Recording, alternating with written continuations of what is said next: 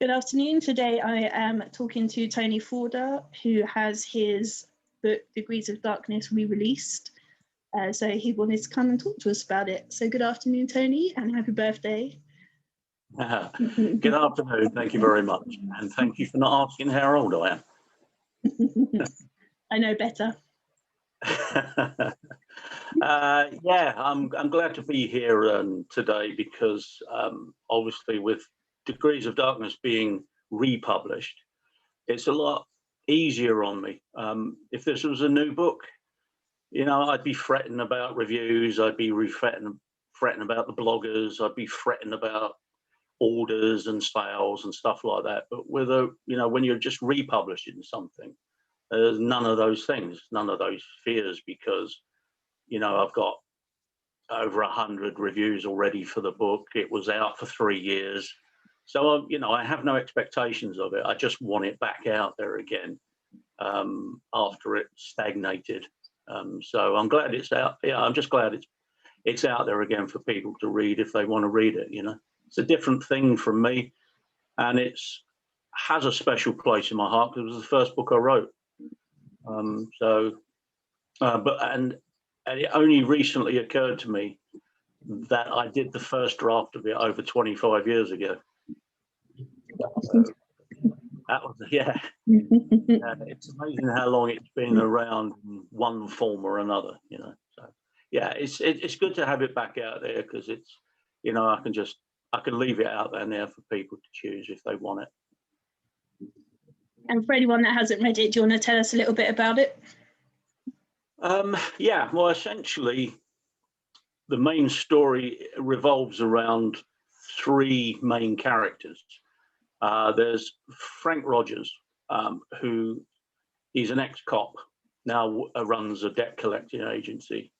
And he's at work one morning when one of his old colleagues and friends comes in to tell him that his estranged wife and his son have been murdered and his daughter abducted. In amongst that grief, he wants to follow up on the case himself, but is rebuked by and sort of rebutted by the investigating officer.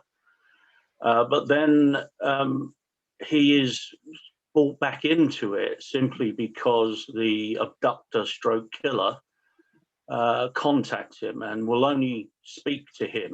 He'll talk to the police, but only through Frank.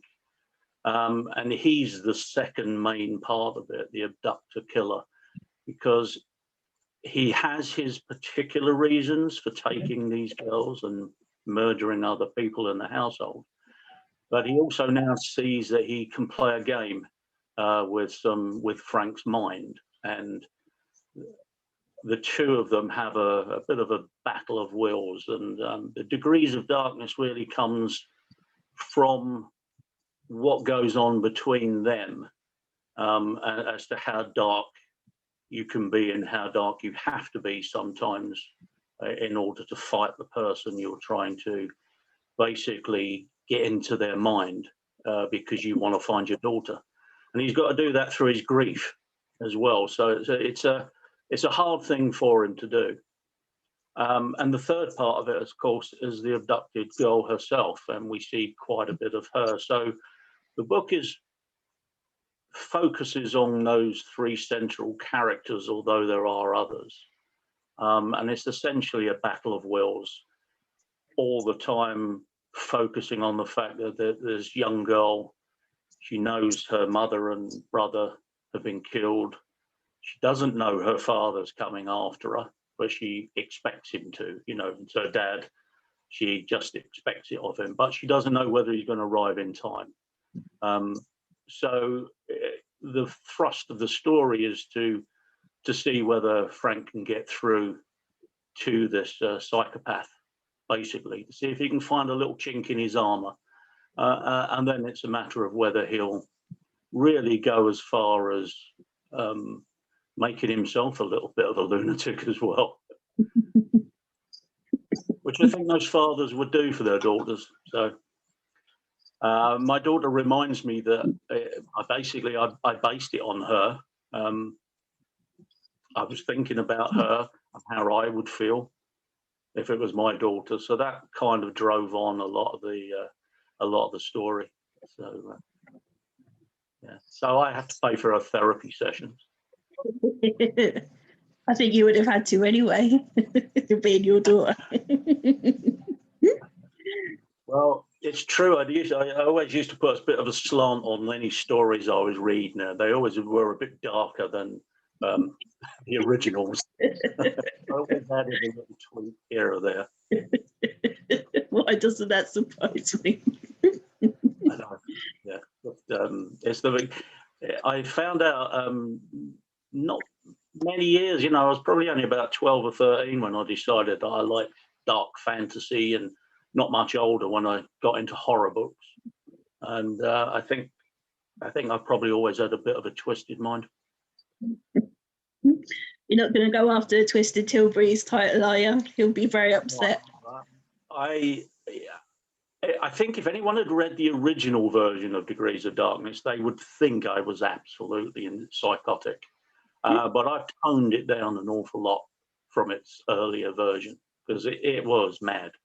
It was madness that I felt at the time. So, yeah, I toned it down an awful lot to get it publishable, I suppose. He's on your side as well. He feels sorry for you. Well, yeah, I mean, it's not me that does it. It's certain people like yourself. I don't know what you mean. I'm sweet and innocent. I get wound up quite a lot. Yeah. Well, you and Mark can fight us all. That's fine. And I'd like to see you try it. It'll be entertaining. Now I'll give up already. Mark's going to be so disappointed. He's terrified at the thought of us taking a road trip to Cumbria, let alone anything else. You wimp. So, yeah, no, you just laugh anyway. You'll be fine. I'd find something to laugh at, that's for sure. If you were a character in Degrees of Darkness, who would you like to be? Ooh, well, I can't name him, but what I would have to say, I would have to be the psychopath. I just think I know what it's like to be a normal person. Well, I think I do anyway. No comment. Borderline psychotic. But yeah, I'm fascinated by psychopaths. I really am. And the worse they are, the more intrigued I am. I think that's in all of us. There are so many shows about it that I think most people like the dark side. And I would like to have spent a little bit more time inside his head. How did you get from those to Bliss? Well, I've always seen Degrees of Darkness as kind of my gateway from horror to crime. The first book I read that did that for me was The Silence of the Lambs. I was a big horror fan. And when I read that, I saw that it had horror in it, but it was natural horror. It was everyday horror. It was the horror of human beings, aligned with crimes. And that kind of was a bridge for me to get from horror to crime. And I started reading a lot of crime books. It was quite old-fashioned stuff, Raymond Chandler, people like that at first. And then I started reading more sort of modern works, and the idea of procedurals, of the procedure of crime, not just why crimes are committed, but how they're solved, particularly intrigued me. There's a bit of that in Degrees of Darkness, but I wanted to focus more on the cops. I mean, sometimes I do get inside the heads of the criminals as well, but yeah, Bliss was originally written in another book. I wrote a book called Burnout, and I finished it, and I went back to it to edit it, and I realised that I didn't really like it much. There was something flat about it. But I decided to keep the two main characters, which was Bliss and Chandler. So I decided to keep them in the same job, in the same city in Peterborough where I live. And I'd already had the idea for the story of Bad to the Bone. So yeah, rather than move on to new characters, I used them in Bad to the Bone.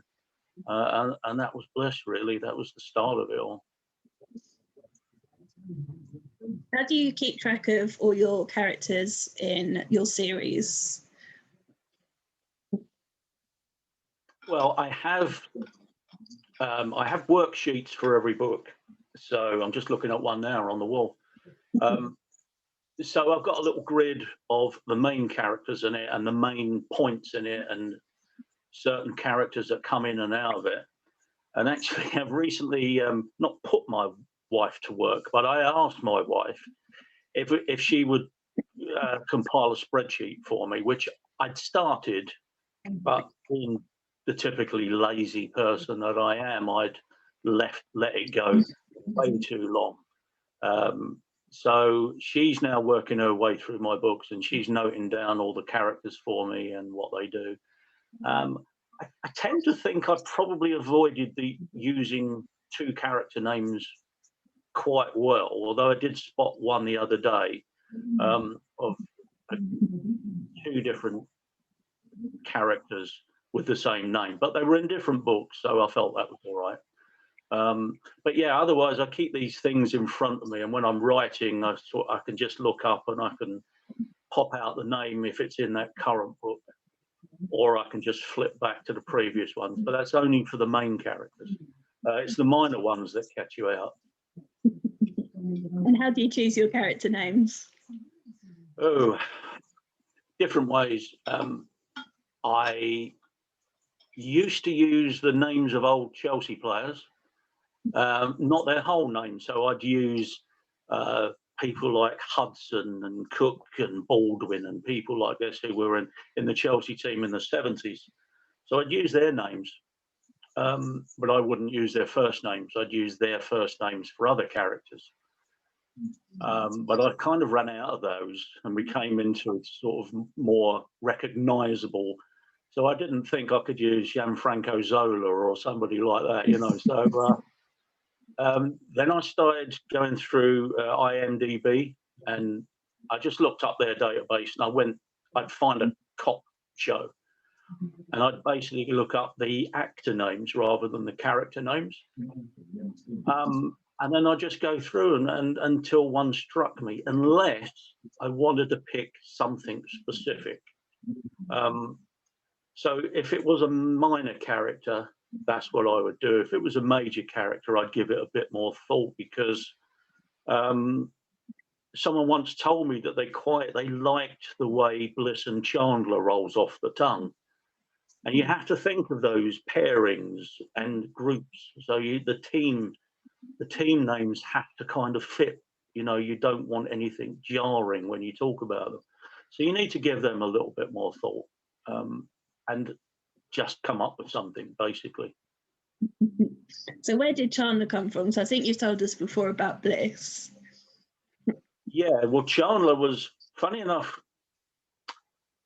because Bliss is a single syllable name, I wanted more than one syllable, and I thought I don't really want to go to 3 or 4, so I opted for 2. And then I'm going through a list of names, and something just sprung into my head. I think I might have been watching an episode of Friends, and there's a character in there called Chandler Bing.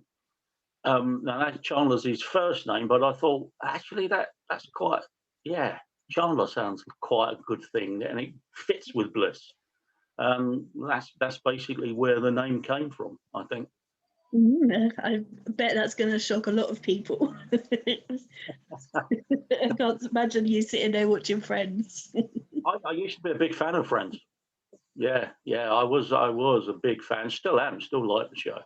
But it was just, as I say, if you're having a pairing, I think the other name from your main name, it has to reverberate, and it has to mean something to the people who are reading it, and especially if you read them as a duo. So if they're in the same place and you write Bliss and Chandler, that has to work, you know, to the person's ear and to their eye.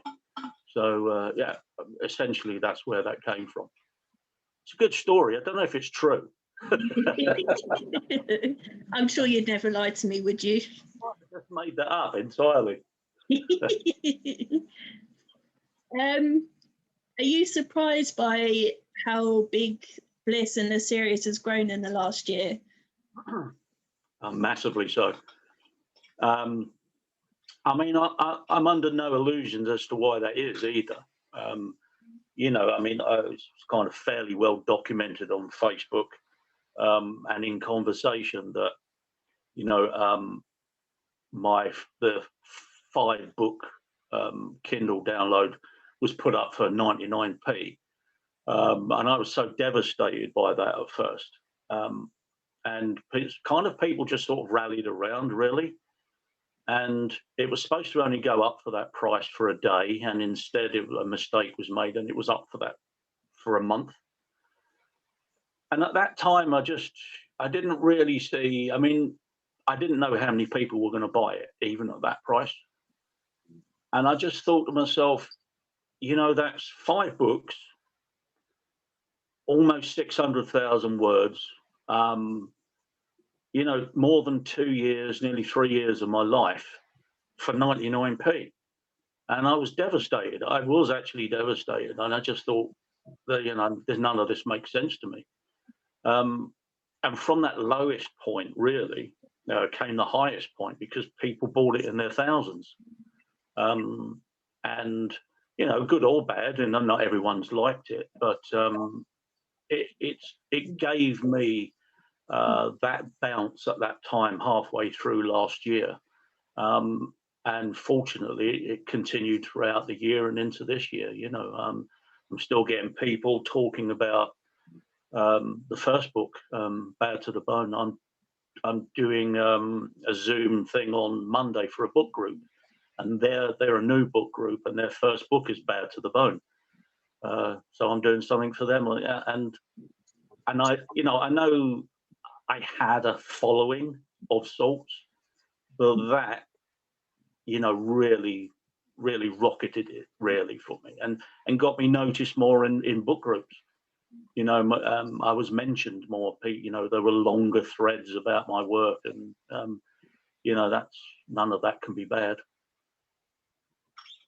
No, especially you're talked about favourably generally, and Bliss is almost talked about like he's real as well. Yeah, I mean, I suppose that's one thing I wasn't really prepared for, because as a reader, and I've been an avid reader since I was a little kid, I've never really felt that way about any characters, even though I love, you know, people like Rebus and Bosch and people like that, some of my favorite characters, and even from, you know, sort of Hannibal Lecter as a bad guy. I've never felt that kind of connection. So when people start talking about Bliss as if he's real, it has me kind of looking around the room sometimes when I'm sitting here writing. And sometimes I think, I wonder what he would say. And then I think, oh, that's me. I literally do. I think of something. I think, I wonder what Bliss would say. And then I think, oh, Christ, what am I talking about? Bliss is me. They're my words. I've now started thinking about him as a different person. So. Is your wife going to be a Blissette? I know she'll ever be Blissette. She likes it right enough, but I think she can really say she doesn't, because she spends so much time telling me that he's like me, that for her to say she didn't like Bliss would now be saying she didn't like me. So, you know.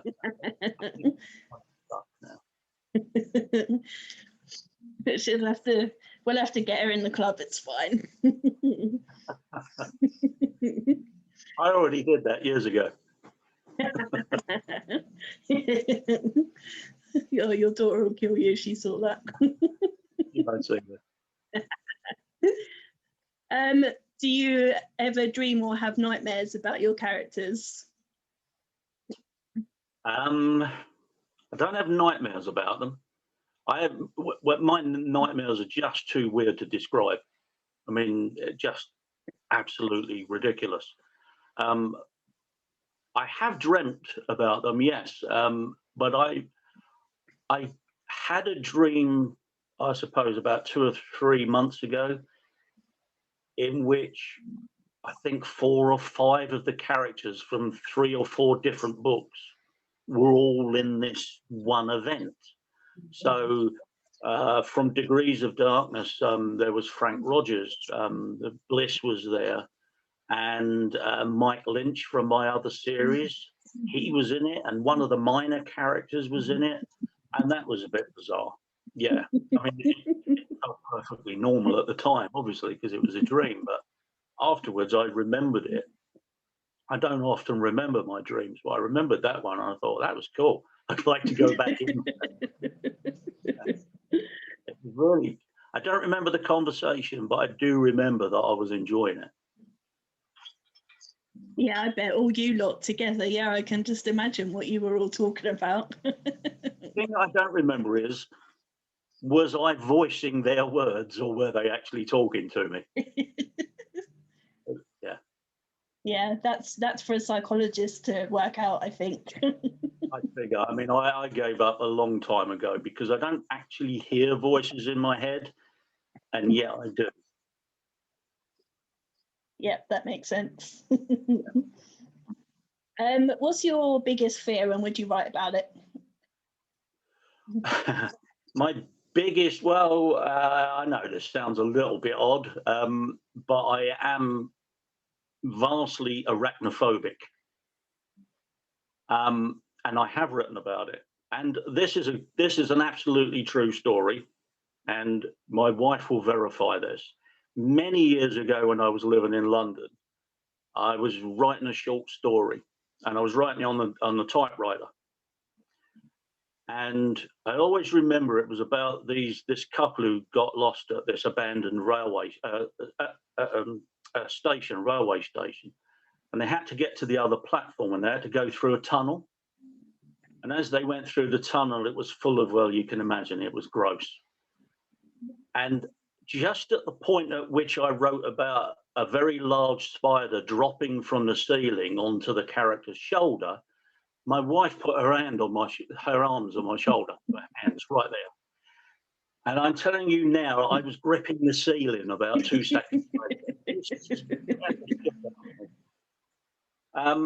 The timing, she swears to this day that she didn't see what I was writing. But literally, as I typed it, she put her hand there, and I didn't, it wasn't a girly scream, but it wasn't manly either. A big butch. It was more like, ah! Yeah.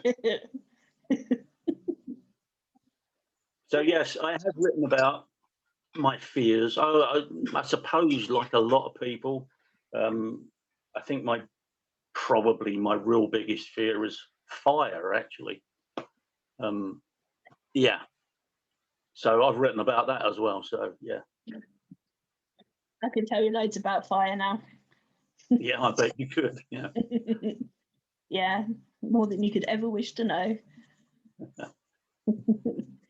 Which has just made me completely forget what I was going to ask you.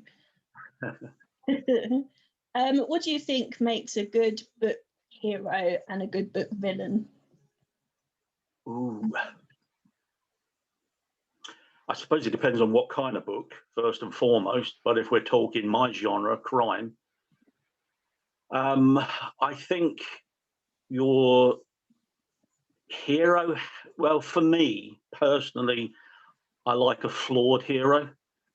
I'm all for people writing unflawed characters, don't get me wrong. And there are a lot of people that do it very well. And there's nothing wrong with that.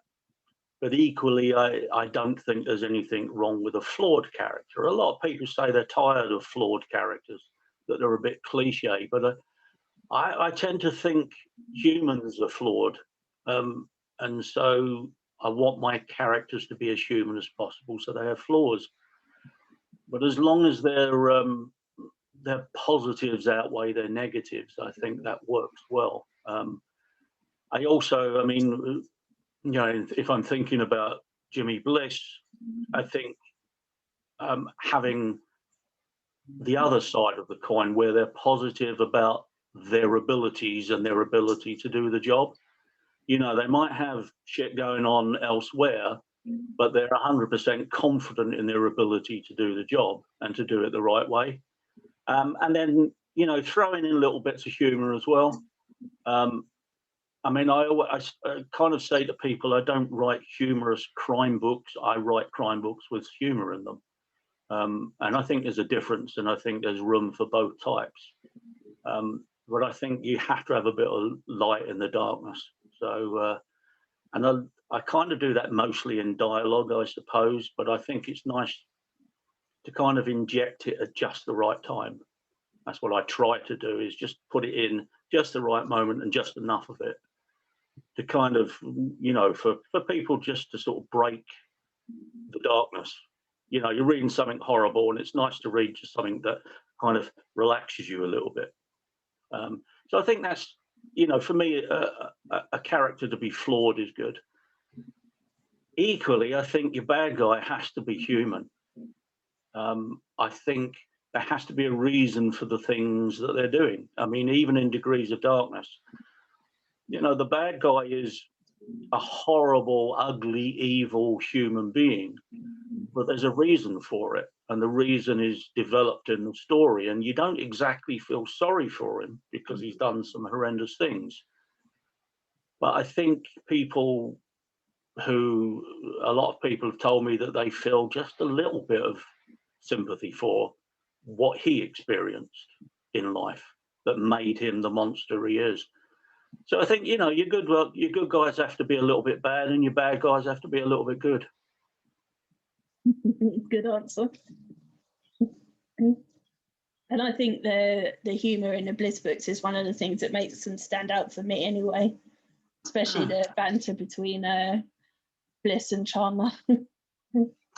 Yeah, I mean, I love writing their conversations, because I've had friends, many friends, and family. My family lives by sarcasm. It's people who come into the family know they're welcome the moment you start taking the piss out of them. And that's how I like Bliss and Chandler to be. She has a pop at him, and he has a pop at her over different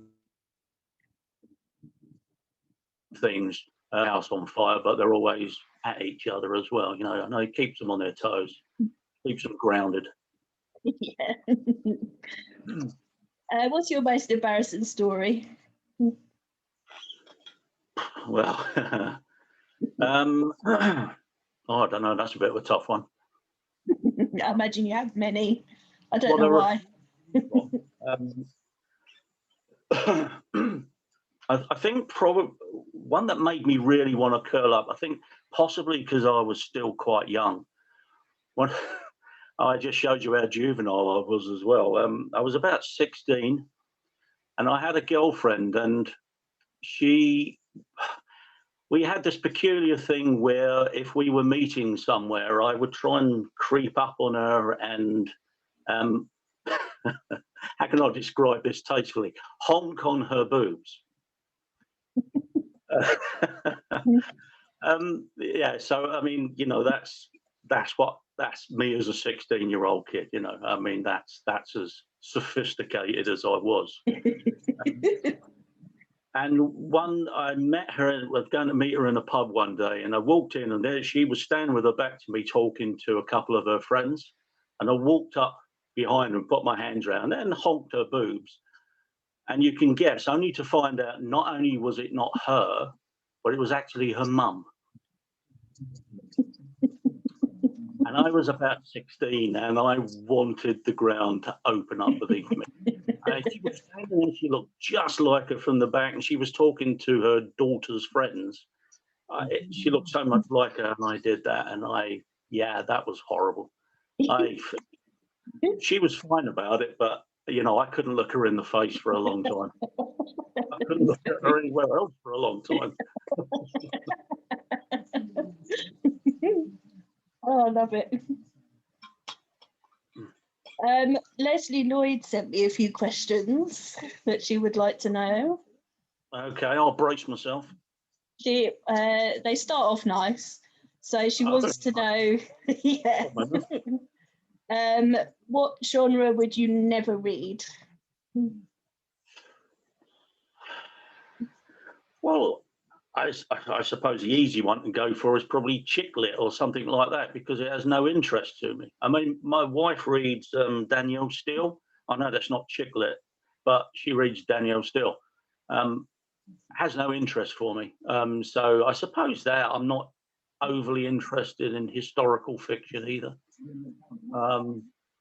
So yeah, I suppose those are the two easy ones to go for, something that it doesn't interest me, so why would I? What was your favourite subject at school? Well, the two easy ones are so English and art. I suppose because I was good at them, you know, so you're always more interested in stuff that you enjoy. I was not academic at all. And as I told you in our chat before this started, I was a major truant. So yeah, I struggled with school, but I loved art and I loved English. And I suppose because, yeah, I was good at both of those. So I took them further. And also because I was interested, the teachers were interested in me. So they encouraged my reading and writing, and my art teacher was very encouraging towards the illustrations that I did. Yeah. What's your favourite drama on terrestrial TV? Well, now I don't watch terrestrial TV now. Terrestrial TV, I suppose. I suppose my favourites are probably police dramas. I mean, I loved Frost. I liked Morse at the time, but having rewatched Morse, wasn't so hugely, enamoured by it the second time around. And I'd never watched Lewis up until last year, and I watched the whole series of Lewis, and I really enjoyed that. So yeah, I mean, in the old days, one of my big favourites was Boys from the Black Stuff. I don't know if you've even heard of it, but it was a fabulous show. That was a really good show. But yeah, for me, it's always been cop stuff, really. What do you watch now then? Well, now my favourite is Bosch, which is on Amazon Prime. That's a huge favourite for me. But I mean, I do like other dramas. I tend to like these one-off series that come along, and you never see them again, but they kind of hit home with you. But I mean, I watch probably more comedy, and I like a lot of comedy stuff. I watch a lot of American shows in terms of drama. I think because these days, with not so much time, you know, it's just those sort of 45 minutes where you can close your brain and know, you know, for 45 minutes and just watch a show that just you enjoy and then forget about afterwards. You know, I don't like anything too deep at the moment. I've not got the concentration for it at the moment. Yeah, that's fair enough. Are you an animal lover, and do you have any pets? Yeah, an animal lover or a lover of animals. I don't have a pet. I like animals. My mum had a dog, which most people thought was mine. We were that close. That was donkeys years ago, though. My daughter has a couple of cats, and they're great. So I probably am a dog man more than a cat person. Just I think because they're stupid, you know. I mean, you know, cats are kind of, I don't know. I think there's always something going on in their heads with cats.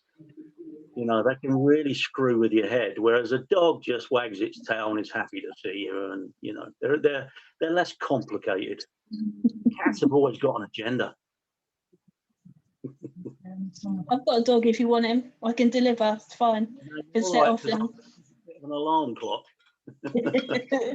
oh, for God's, no one wants him.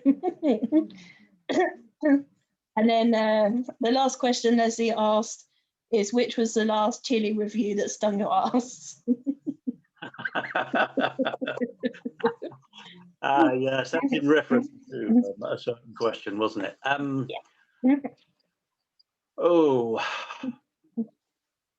well, when it comes to bad reviews, it's hard to know really.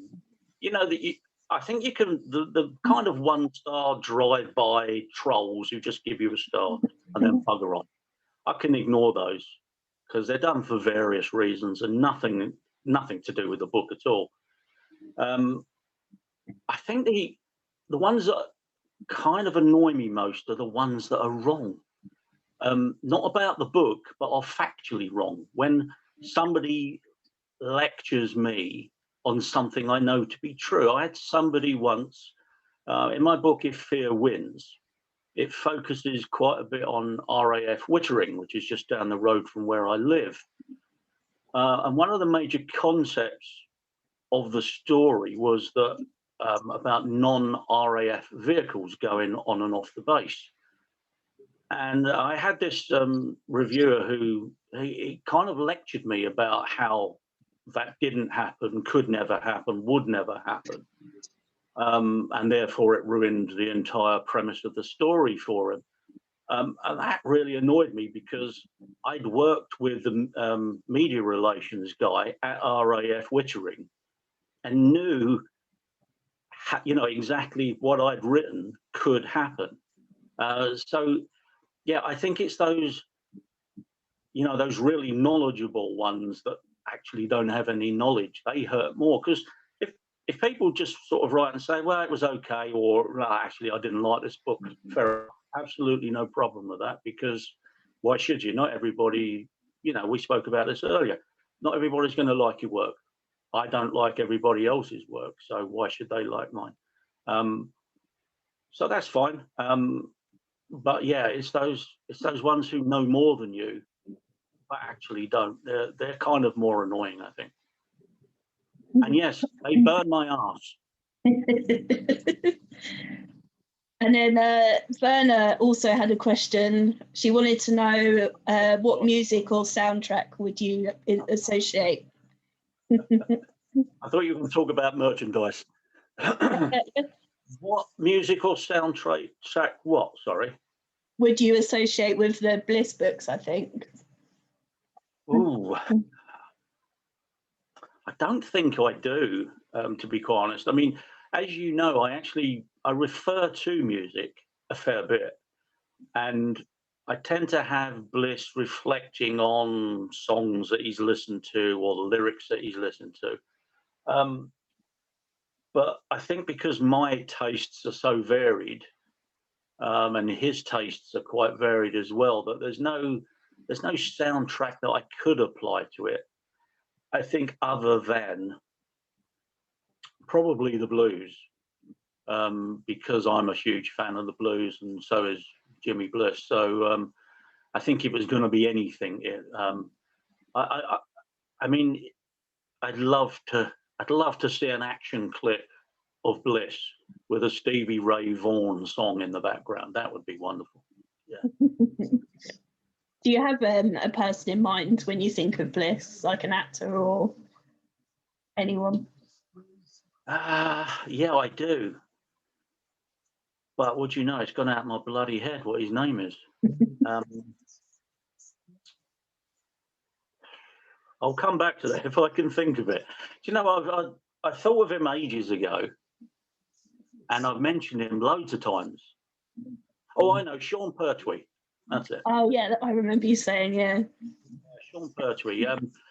I'd never given Jimmy Bliss a second thought in terms of looks, apart from somebody mentions that he looks a little bit like Ray Winston.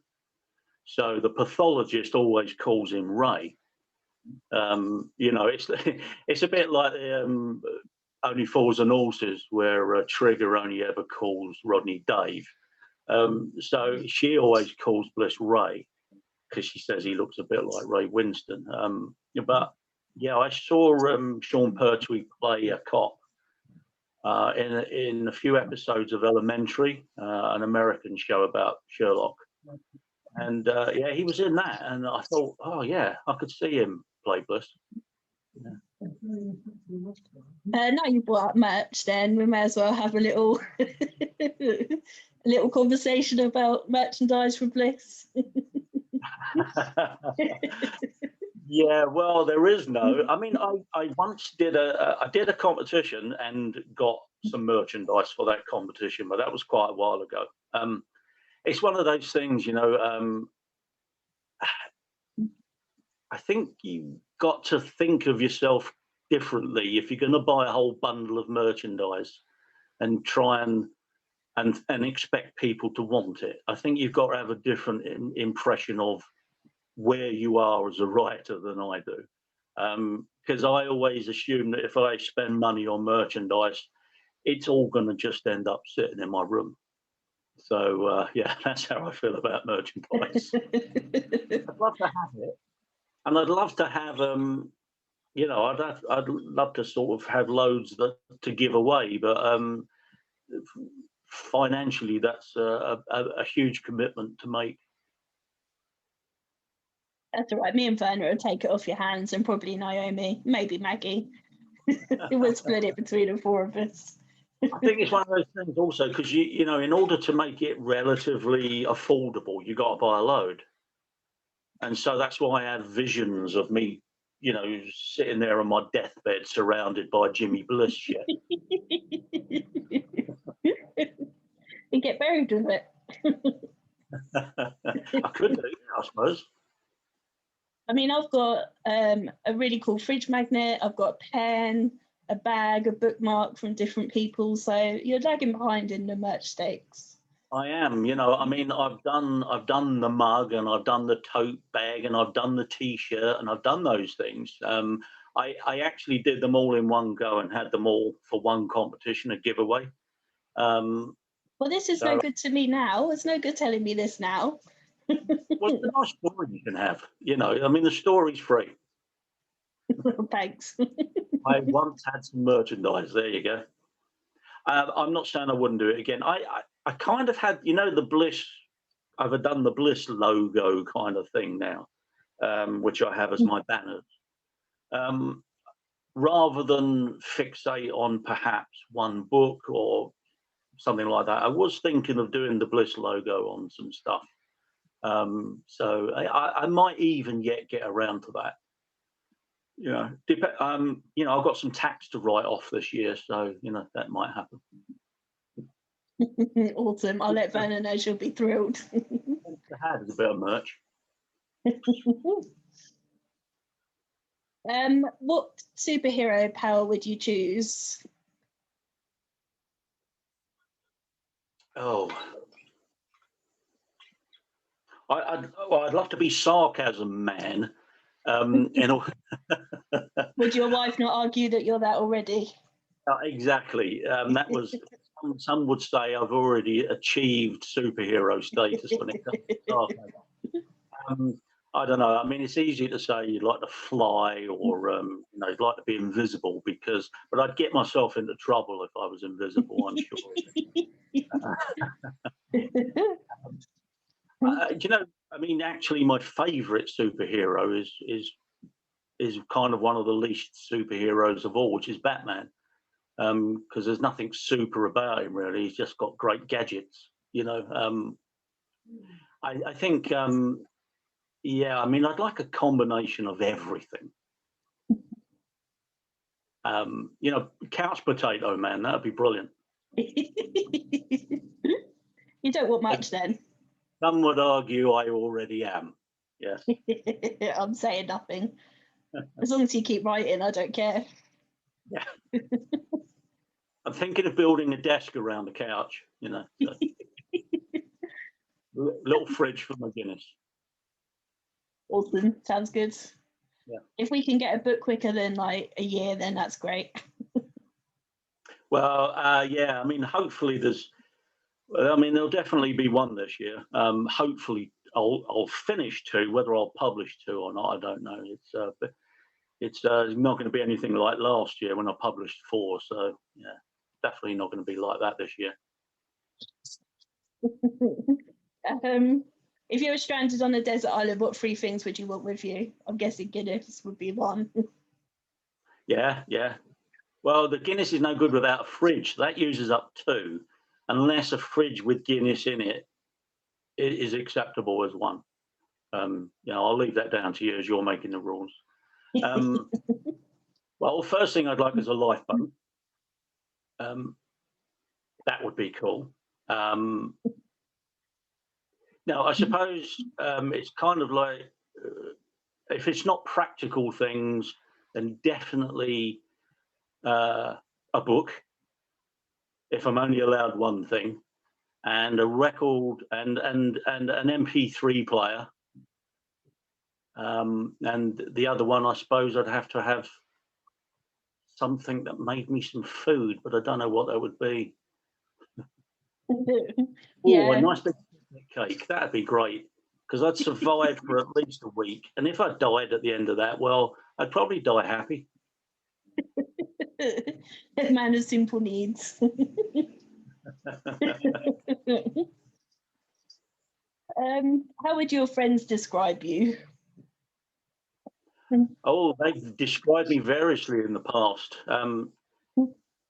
Many years ago, when I worked in IT in a school, and one of the teachers there, we did a social experiment where she contacted my friends via mail, and I contacted her friends, and there was a list of questions that we asked about the other. That was enlightening. I hadn't realised people thought of me quite that way. I mean, good friends, I think I would hope would think that I made them laugh and that I was loyal. Hopefully, they'd be the 2 things they'd say about me. I would agree.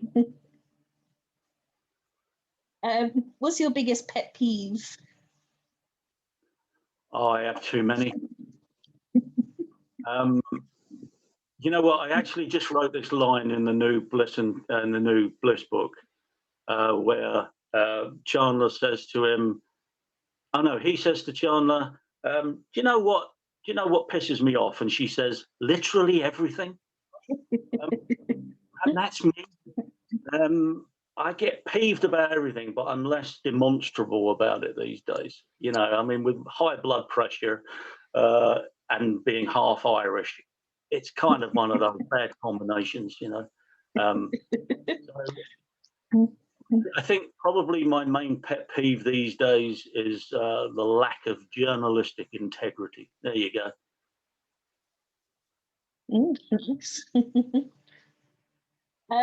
Since Serious you're huh? I got serious there for a moment. I know. I didn't know what to do. Since your popularity, I've got a bad throat, so. Oh, bless. I'm ready. Good. Since your popularity increased last year, have you noticed an increase in feedback from readers? Oh, massively so. Yeah. I mean, not just in the book groups either, but I get quite a few emails. I get quite a few messages from people I don't know. And yeah, I mean, almost, I suppose, 99% of it is good. You get the odd lunatic who wants to tick me off about something. and not about my writing especially, but just because they've spotted your name and you're popular at one point. That raises your head above the parapet, doesn't it? So it's like whack-a-mole. They just want to knock you down. But no, I mean, yeah. I mean, I get so much now in the book groups. I get lots of comments, lots of posts about my books, and then lots of comments about them, which which is brilliant. And I try to keep up with it as much as possible. I never like to think that someone's commented or posted and I haven't commented on it. Occasionally they get through, but hopefully not too many. But that's been brilliant, and as I say, quite a lot of emails as well. Which has been wonderful, and I get just people just wanting to tell me that they're enjoying my books, and a few towards the end of last year and a couple this year already have sort of said, that reading the Bliss series has kind of helped them get through lockdown, and that's really touching, when you've whatever you've written has somehow made things a little bit better for them. That's brilliant. Yeah. And what's been your favourite moment as an author so far? Well, that's an easy one for me, because when I imagined years ago being a writer, what it might be like, I never thought about riches. I never thought about popularity. I never thought about any of that. One thing that always stuck in my head was I wanted to see my book on the shelf in a bookshop. So I achieved that, and that I can't tell you what that was like the first time I walked into our Waterstones in Peterborough and saw my book on their shelf alongside all those people that I'd been looking at for years. That was a massive thing, massive boost for my confidence, but just one of those things where you think, well, whatever else happens now, good or bad, this is the moment. This is what I was thinking, what I wanted, and I've achieved it. So, obviously your expectations and your hopes change as you go along. When my first book came out, I thought, well, I'll get a few hundred people reading this. That'd be great. The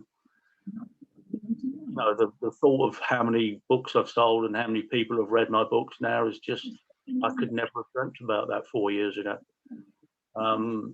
I think, as I mentioned the other day, it's almost, the 1st of February was 4 years exactly to the day I signed my first contract. So your expectations change, but that moment will never leave. That was brilliant. And it was wonderful. I did a kind of a reading and a signing the summer before last, and all my books were on the shelf lined up next to each other, and that was another great thing to see. I saw the one, but to see them all in a line, that was fabulous. What are you working on at the minute? Bliss, the Autumn Tree. So I finished the first draft in December, and I left it at the beginning of the month.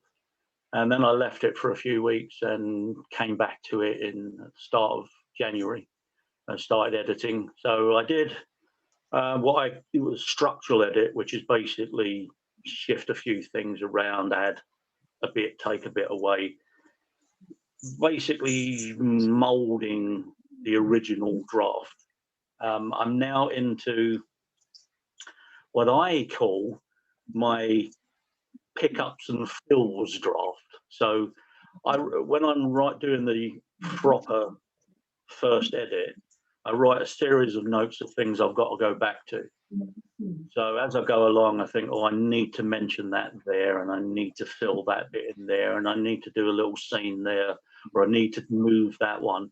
So I have all those, a whole series of notes assigned to each chapter. And that's what I'm doing at the moment. I'm doing that edit. When that's done, the book will essentially be done, other than the part I hate most, which is the grammar. going through the grammar and all that kind of stuff. But yeah, this edit will produce what is probably going to be 99% of the final book. So yeah, I'm up to chapter 27. I'm just looking at my notebook now, so I'm up to chapter 27. So yeah. And then what's next? Well, I started another book last year, first book of what I hope will be a new series. That's set in Wiltshire, and it's another crime series. It kind of features another male and female duo, but they're very different characters from Bliss and Chandler. In some ways reversed.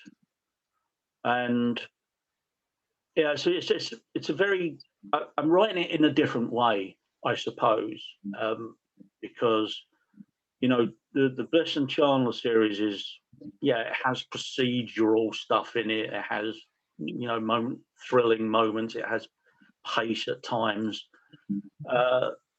This one is going to be, you know, kind of shorter, snappier chapters.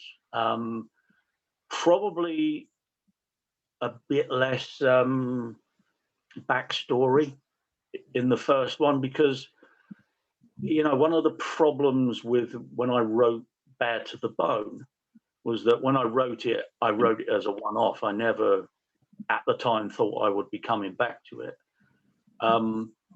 The other problem being that I never got to change it once I knew I was going to be a series. And that's a little bit of a regret, because in not being able to make those changes, when I look back at it now, I kind of threw the kitchen sink at it in terms of backstory. And I would, if I'd have known I was writing a series, I would have spread that out. So that's what I intend to do with this next book. You know, it'll be, there'll be less backstory. There'll be some, there'll be enough, but there'll be less of it, and it'll be more evenly distributed throughout the series that I've planned inside my head. Yeah. Is that still set in Peterborough? No, that one's in Wiltshire. So I wanted a change. I mean, frankly, if I set another one in Peterborough, then you're going to be working at the same station. Because there's only one main, you know, I mean, there's Thorpwood. There are a couple of other main satellite places, but the main police station in Peterborough is Thorpwood. So I didn't want to set it there again. My option was to have a kind of little satellite place. And the odd thing is, I've ended up with the same thing, but down in Wiltshire.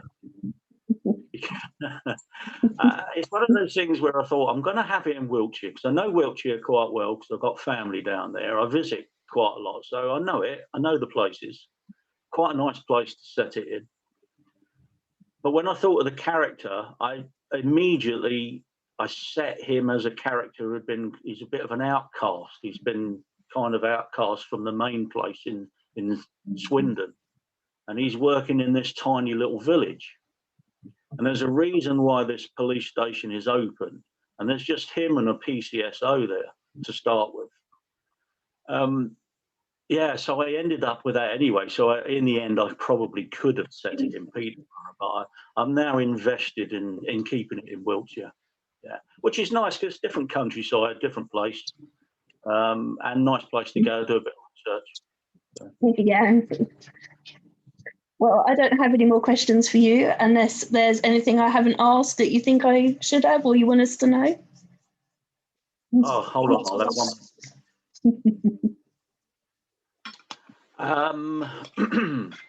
No, I don't think so. I mean, you know, I'm grateful to appear here today, because obviously, yes, it's my birthday, but mainly it's republishing Degrees of Darkness means a lot to me. As I say, I'm relaxed about it today, because it's been out before, so it's not a new book. I shall start the panic mode when I've finished The Autumn Tree, and then it has to go out to be edited and beta read, and then the arcs and all that kind of stuff. That's when I start panicking about it, and then I'll start panicking about the other new book, you know. So yeah, no, I mean, I suppose you know, my only message would be to sort of thank yourself and people like you who have taken an interest in my work, and you know, to my readers generally, because you know, you're part of my Facebook group, and that has been a big help to me at times. So you know, through different struggles. I suppose the one big difference now is that I left my publisher in 2019, and it was a big move for me last year going self-published, and especially the way I did it, because I scheduled crazily and ended up putting out 4 books. So that was a bit manic last year, but it was also wonderful, because my biggest fear of moving away from a publisher into self-publishing was that I'd lose momentum, but that momentum actually increased. So, you know, I took the good bits and the bad bits I kind of worked on, and tried to make sure that those things didn't occur again. So, you know, I learned book by book about how to publish a book and the things to do and not to do. But it was a surprising experience. It was hard work, but the rewards were brilliant, and readers have been just wonderful. You know, there's a certain element of once you reach a certain point, some people want to shoot you down, but they're very few and far between. And you know, if they've got a relevant point, then I'll listen. If they haven't, then you just move on. You know, but yeah. So generally speaking, I'm extremely grateful for the position I'm in at the moment, because 4 years ago this was impossible. This was just... The last time I looked at Degrees of Darkness, it was doing quite well. So you got nothing to worry about on that score. Just so in case you wanted to know. I mean, you might not believe this, but in all honesty, whilst I was looking pretty much every hour at my previous books at the pre-orders and sales, I didn't even look at pre-orders for this, haven't looked at sales, haven't looked at chart position, simply because it's not a new release. So it means to me, you know, if people buy it, that's brilliant, but I know it's not going to sell as well as if it was a brand new book. I just want to see it out there again. That was the thing. My first book I wrote, I wanted to get it back out there, and at a price people could afford, compared to the price. I'm just glad it's out there, and yeah, and thanks for the opportunity. It's always a pleasure, AJ. Always. Thank you for some of those weird and wonderful questions. I've had practice since the last time I spoke to you, so. And congratulations to you too for the way things have turned out for you. Oh, thank you. You're welcome. And thank you for my card. You're welcome. Do you want to just tell people where they can find out more about you and your books? Yeah, well, obviously there's I have my own website, tonyjforder.com, I think. There's my Amazon author page, and Fantastic Fiction is always a good place because they're fairly up to date, and they put your books in order. So the Bliss series is in order, and they've got them all there as well. So yeah, that's quite nice. Fantastic Fiction is a great website. Yeah, just generally, if you run a Google search, I'm around these days as well. So. And then Facebook. Yeah, I mean, it's social media. It can be a wonderful tool sometimes. I have to set aside time to sort of catch up on social media every day, because it can get out of control. Today is a manic day. It's because you're a popular guy. Well, you know, when it's your birthday and you're republishing a book, you sort of twofold kind of thing. And I've been pleasantly surprised. I've had loads of birthday wishes from people I've never encountered before, so that's been great. Yeah, there you go. Well, that's all I have for you. Okay, So well, thank you very much. thank you for the opportunity, and it's been a pleasure.